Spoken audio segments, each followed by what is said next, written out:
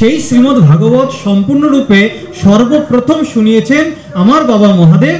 কাকে শুনিয়েছেন? না, মা পার্বতীকে শুনিয়েছেন। এই যে কিছুক্ষণ আগে বললাম যে আমার গোবিন্দ নাম গুণাগুণ শ্রবণ করে তাকে আমার বাবা মহাদেব কোলে বসিয়ে রাখেন। যখন বাবা মহাদেব মা পার্বতীকে কৃষ্ণ কথা শ্রবণ করাচ্ছেন, মা পার্বতীকে কোলে বসিয়ে তিনি শ্রবণ করাচ্ছেন। যে কৃষ্ণ কথা শ্রবণ করে আমার বাবা মহাদেব তাকে কোলে বসিয়ে রাখেন। আমার গোবিন্দের চরণ থেকে, নারায়ণের চরণ থেকে মা গঙ্গা বেরিয়ে এসেছেন। সেই মা গঙ্গাকে ধারণ করেছেন আমার বাবা মহাদেব নিজের জটার মধ্যে। তাই তো বলেছেন এখানে, ইয়া নমস্তকে কেশব পাদ তীর্থম। আমার গোবিন্দের চরণ থেকে বেরিয়ে আসা গঙ্গাকে তিনি মাথায় জটায় ধারণ করেছেন। শিবম মহাভাগবতম নমামি। মহাভাগবত স্বরূপ আমার বাবা মহাদেবকে আমরা প্রণাম জানাই। বাবা মহাদেবের রূপ বর্ণনা করতে গিয়ে এই বিবরণটা দিয়েছেন। বাবা মহাদেবের রূপ বর্ণনা বলতে গিয়ে শিব পঞ্চাক্ষর স্তোত্রতে বলছেন, নাগেন্দ্র হারায় ত্রিলোচনায় ভস্মাঙ্গ রাগায় মহেশ্বরায় নিত্যায় শুদ্ধায় দিগম্বরায় তস্मै নকারায় নমঃ শিবায়। যার কণ্ঠে সর্পমালা, নাগেন্দ্র হারায়, ত্রিলোচনায়, যার ত্রিনেত্র রয়েছে, ভস্মাঙ্গ রাগায়, আমরা অঙ্গরাগ করি না, ভগবানের অঙ্গরাগ করি, সেই অঙ্গরাগ মহাদেবের অঙ্গরাগ হচ্ছে সেই ভস্ম দিয়ে অঙ্গরাগ করা হয়, তাই বলে হচ্ছে ভস্মাঙ্গ রাগায়। দিগম্বরায়, তিনি দিগম্বর। এই পৃথিবীটা, এই বিশ্ব সংসারটাই হচ্ছে তিনার বসন আর ভূষণ। এই বিশ্ব সংসারটাই যদি তিনার বসন ভূষণ হয়, তাহলে মহাদেবের এত বড় বস্ত্র কি করে হতে পারে? তাই তো বলেছেন তিনি এখানে দিগম্বরায়, দিগম্বর অর্থাৎ নগ্ন তিনি। এই বিশ্ব সংসারের 10 দিক হচ্ছে মহাদেবের বসন ভূষণ। এই প্রসঙ্গ বলতে গিয়ে একজন বেদবেত্তা বলেছিলেন, মহাদেবের আকৃতি বুঝিয়েছেন। মহাদেবের গলায় যে বাসুকি নাগ থাকে, সেই নাগের আকৃতি হচ্ছে 50 ফুট। আপনারা একবার মনের মধ্যে চিন্তা ভাবনা করে দেখবেন, ছবিটা এঁকে নেন। মহাদেবের গলায় যে বাসুকি নাগ থাকে, সেই নাগের আকৃতি হচ্ছে 50 ফুট। তাহলে ভাবেন কত বড় সেই বাসুকি নাগ। এবং যেই বাসুকি নাগ যার গলায় পেঁচিয়ে থাকে, যার কাঁধের উপর থাকে, তাহলে ভাবেন তার কাঁধটা কত বড়।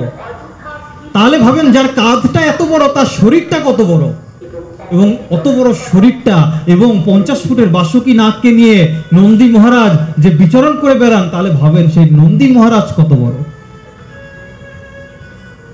একবার বাবা মহাদেবের সেই রূপটাকে একবার চিন্তা করে দেখেন। অবশ্য সেই রূপ আমাদের চিন্তায় আসবে না, আসলেও আমাদের মনের মধ্যে যদি চলেও আসে, প্রথম অবস্থায় ভয়ের উৎপন্ন হয়ে যাবে। বাবা মহাদেবের এমনই রূপ। তারপরে বলছেন, মন্দাকিনী সলিল চন্দন চর্চিতায়। গঙ্গা জল চন্দন দ্বারা যিনি চর্চিত, মন্দার পুষ্প এবং অন্যান্য পুষ্প দ্বারা যিনাকে সাজানো হয়, শোভমান করানো হয়। মন্দাকিনী সলিল চন্দন চর্চিতায় নন্দীশ্বর প্রমথ নাথ মহেশ্বরায়। আমার বাবা মহেশ্বর, যার আরাধনা একমাত্র আমার নন্দী মহারাজ, তিনি সর্বদাই নিত্য নিরন্তর করে চলেছেন। নন্দীশ্বর প্রমথ মহেশ্বরায়।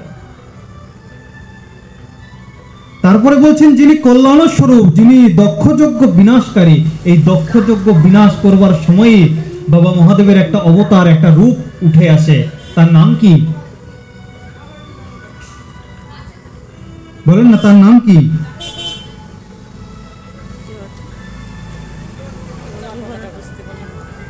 দক্ষযজ্ঞ বিনাশ করেছিলেন সেই অবতার।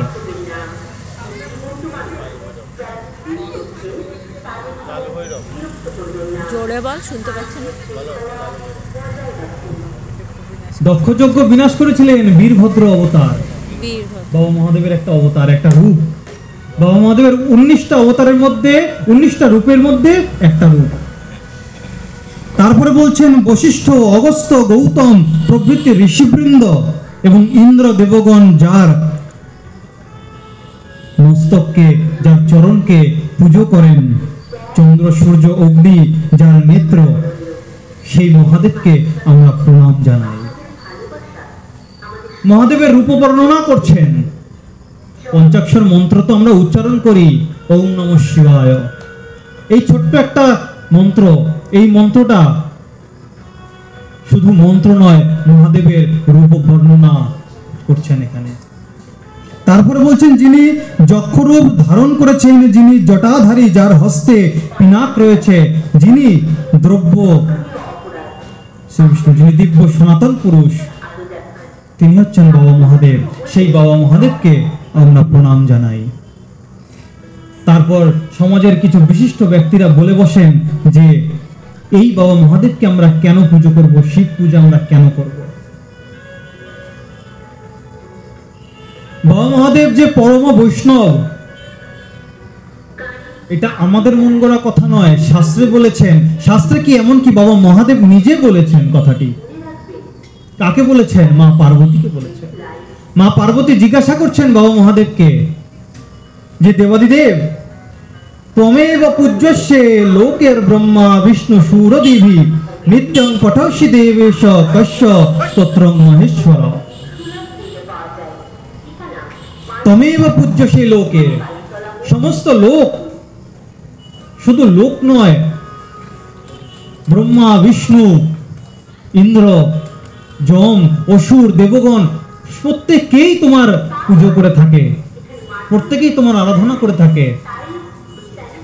সবাই তো তোমার আরাধনা করে, তুমি কার আরাধনা করো, তুমি কার পূজা করো, তুমি কার নাম জপ করো।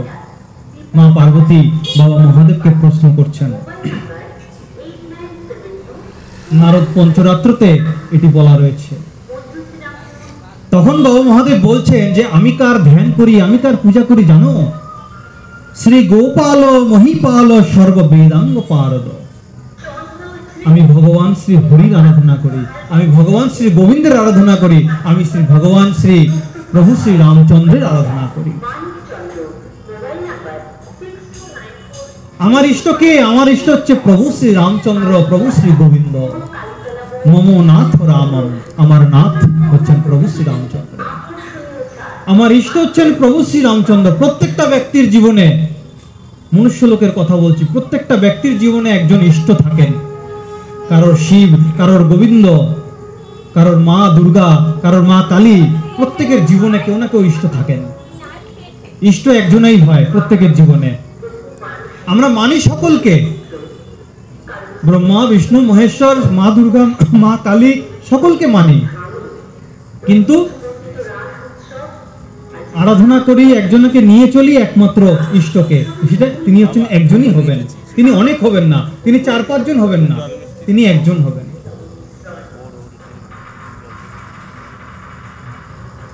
আমাদের অনেক কাকা আছে, অনেক জ্যাঠা আছে, তাদেরকে মানি, কিন্তু আধার কার্ডে বাবার নাম কিন্তু একটাই থাকে। আধার কার্ডে কি একের অধিক বাবার নাম থাকে? থাকে না তো, থাকে না। তেমনি আমাদের জীবনে ইষ্ট একজনাই। ইষ্ট 2 জন 3 জন 4 জন কখনো ইষ্ট হতে পারে না।